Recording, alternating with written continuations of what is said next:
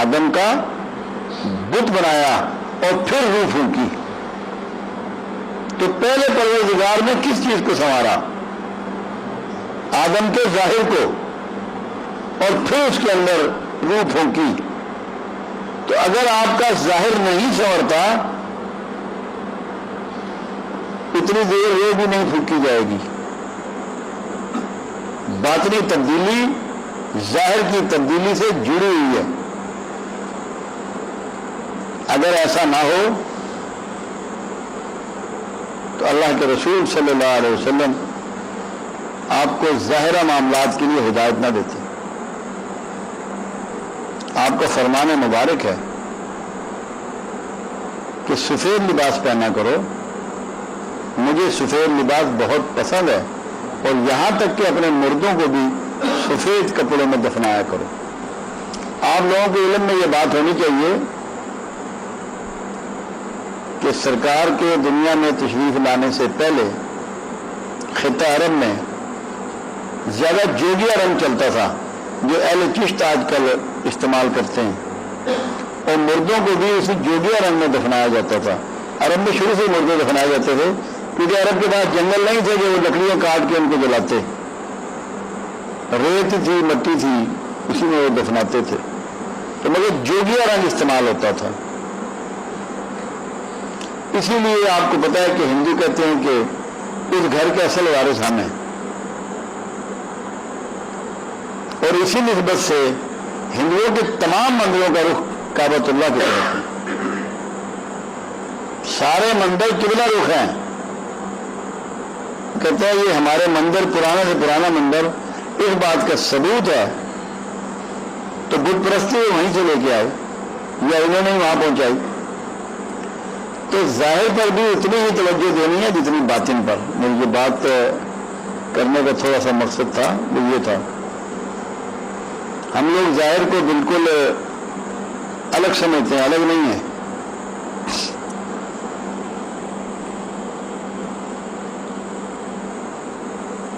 ایک کام ایسا ہے جو شیطان نے نہیں کیا،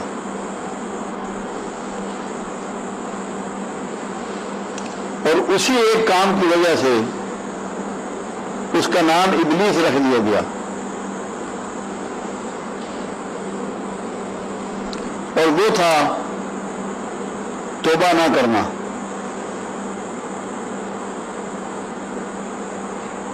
اور یہ کام آدم علیہ السلام نے کیا.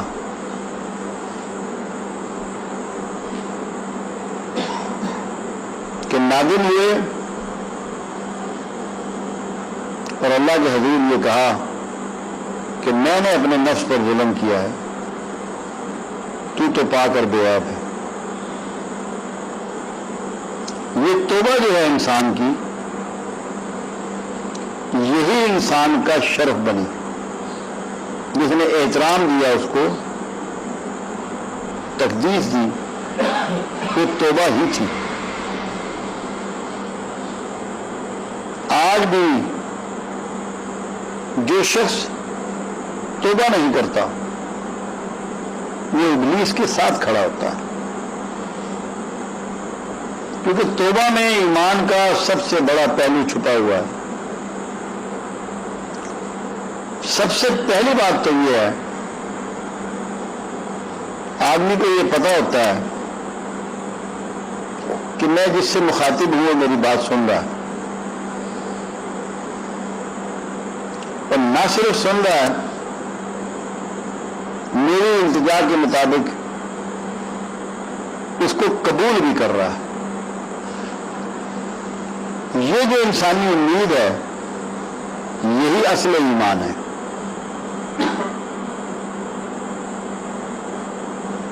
اگر ہم لوگ توبہ چھوڑ دیں گے تو ابلیس کے ساتھ جا کھڑے ہوں گے. ابلیس نے توبہ کیوں نہ کی بلکہ چیلنج کیا. اس نے کہا اللہ تو نے مجھے برگلایا ہے، اب میں تیرے بندے کے راستے میں بیٹھوں گا. چیلنج کیا. توبہ تو دور کی بات ہے، اس نے چیلنج کیا. اب سب سے بڑی بات یہ ہے جو یہاں ہمیں سمجھنے کی ہے، جو اس کے اندر توبہ کی بات تو سبھی کرتے ہیں، مگر جو کوڈ چھپا ہوا ہے وہ کیا ہے؟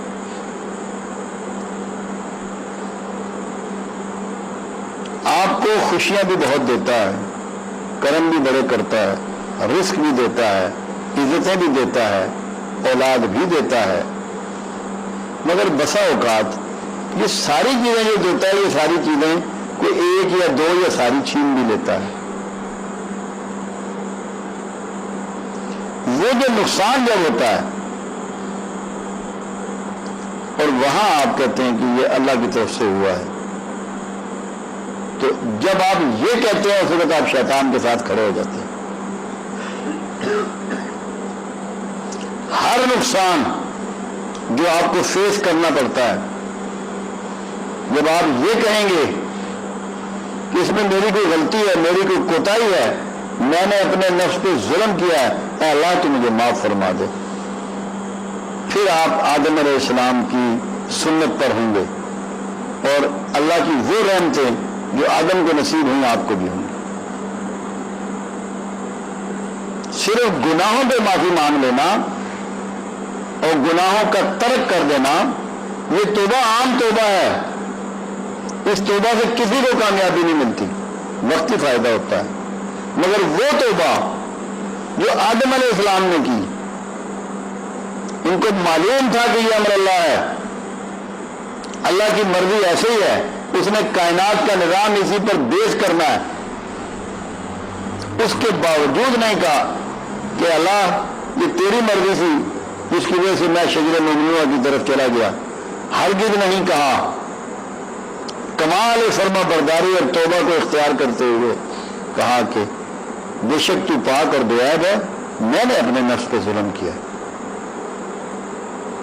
تو جو تقدیر الہی کا حصہ چیزیں ہیں، اس میں آپ کے کاروباری نقصانات ہیں، کوئی خدا نہ خواستہ چھوٹا موٹا حادثہ، کوئی زمینوں کا مال کا نقصان ہے، اولاد نالائق نکل آتی ہے، آپ کی فرما بردار نہیں ہے، تو آپ نے کسی چیز کو اللہ کی طرف منسوب نہیں کرنا کہ یہ اللہ نے کیا ہے۔ قرآن میں اس معاملے میں بڑی سخت وصیت آئی ہے کہ جب تو کامیاب ہوتا ہے تو کہتا ہے میں نے محنت کی، میں نے جستجو کی، میں نے تعلیم حاصل کی، میں نے کوشش کی، اور جب تم ناکام ہوتا ہے تو کہتا ہے اللہ کی مرضی۔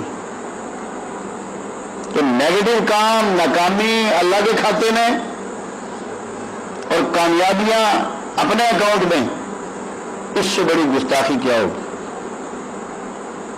تو جہاں گناہوں سے توبہ کرنی ہے وہاں راضی بقضا ہونا ہے۔ بے شمار درویش ہوئے